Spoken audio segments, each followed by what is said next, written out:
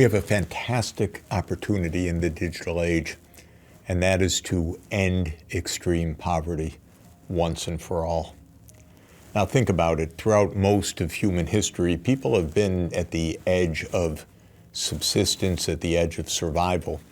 A couple bad harvests, and that would lead to famine, to hunger, to early death. But now, with our technologies, our capacities for precision agriculture, our infrastructure that can bring goods and services to all parts of the world, our information networks, we really are on the verge, if we try, of ending extreme poverty.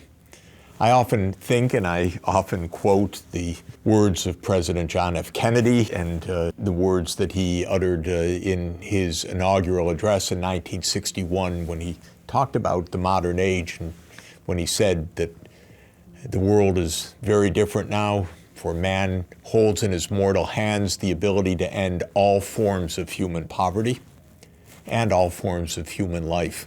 What President Kennedy was saying is, we have wondrous technologies. Will we use them for the good?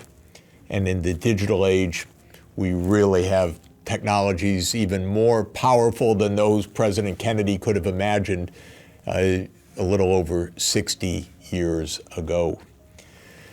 So the world has reduced, as a proportion of the world's population, the number of people living just at the margin of subsistence. That number has come down decisively during the 6th and 7th ages of globalization.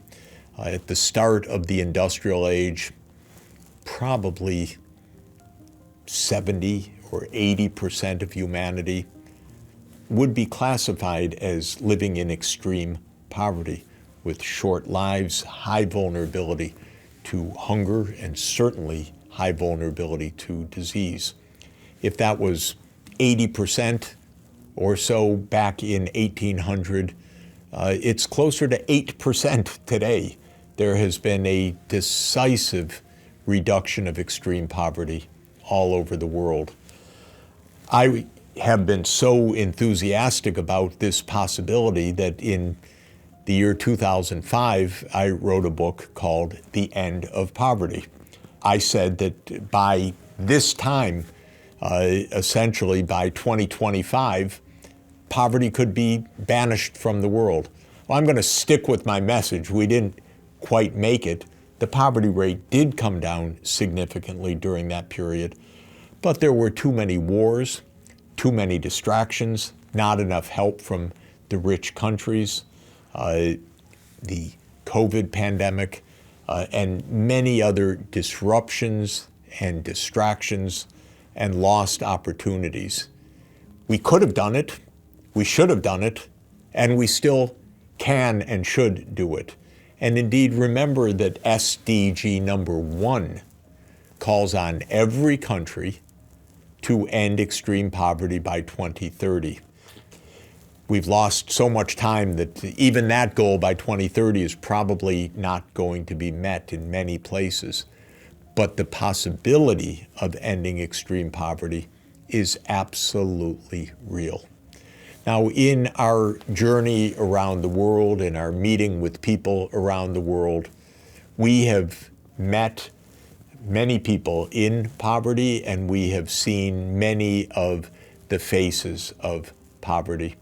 And it gives us some idea of how we can systematically take actions at the local level or at the national government level or at the global level, and take actions through government on the one hand, through private or civil society initiative on the other hand, to finally end this great scourge.